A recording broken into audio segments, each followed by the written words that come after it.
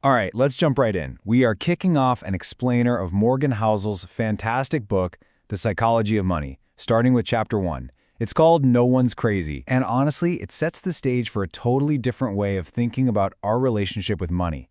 And right off the bat, Housel hits us with the core idea of the entire book, and it's a real game changer.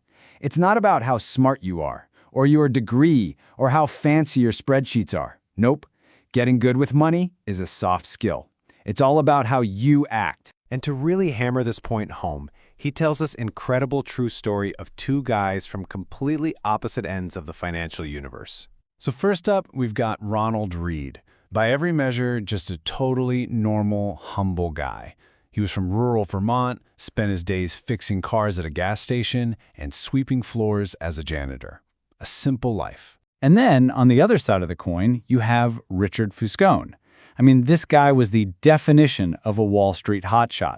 Harvard-educated, MBA from the University of Chicago, a top executive at Merrill Lynch, he was literally trained to be a master of finance.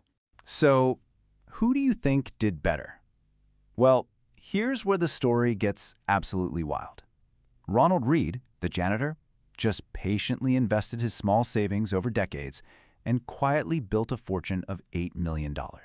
Meanwhile, Richard Fuscone, the finance expert, got greedy, took on way too much debt, and was completely wiped out, bankrupt, in the 2008 financial crisis. I mean, how does that even happen? Well, that massive difference in outcome, it wasn't about brains or education. Housel says it all came down to behavior. Because you see, finance isn't a hard science like physics. It's a soft skill, and that's the psychology of money in a nutshell.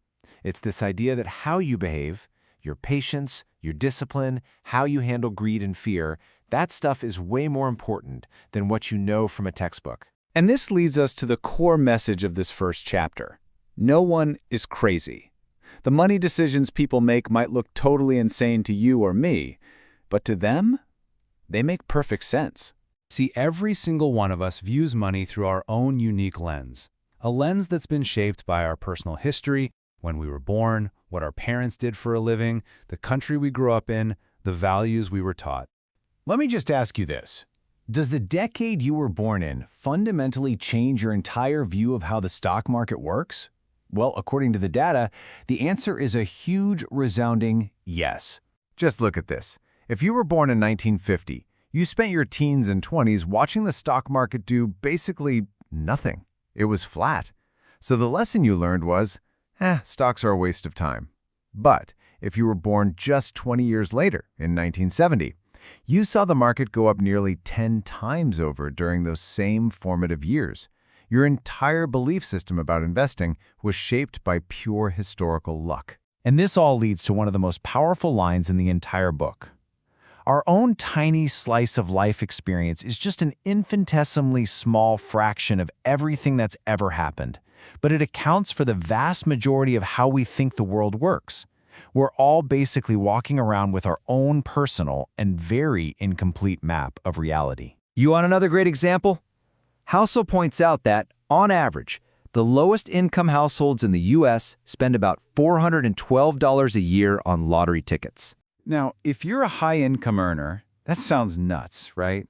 Why would someone who probably couldn't cover a $400 emergency bill spend even more than that on something with, impossible odds? Because it's not about the math. It's about hope. For someone who feels like the traditional paths to wealth, saving, investing, are completely out of reach, that lottery ticket is the only tangible thing they can buy that represents a dream of a different life. And from that perspective, it makes perfect emotional sense. So what this all comes down to is a really simple but powerful idea. You have your own financial reality, and so does everybody else. The big takeaway here is this. Every single financial decision anyone makes, and that includes you, is rational to them in that moment. It's always justified by a personal story that they tell themselves, a story built from a lifetime of completely unique experiences. So let's turn this back on you for a second. What are your money origin stories? What specific things happened in your life? Maybe you grew up with a lot or with very little. Maybe you saw your parents lose everything. How have those moments shaped how you think about saving and spending today? And let's go one step deeper. What's a financial rule you live by that might seem totally crazy to somebody else? Maybe you think all debt is evil, or maybe you think crypto's the future. Where did that deeply held belief actually come from? And this is the final thought.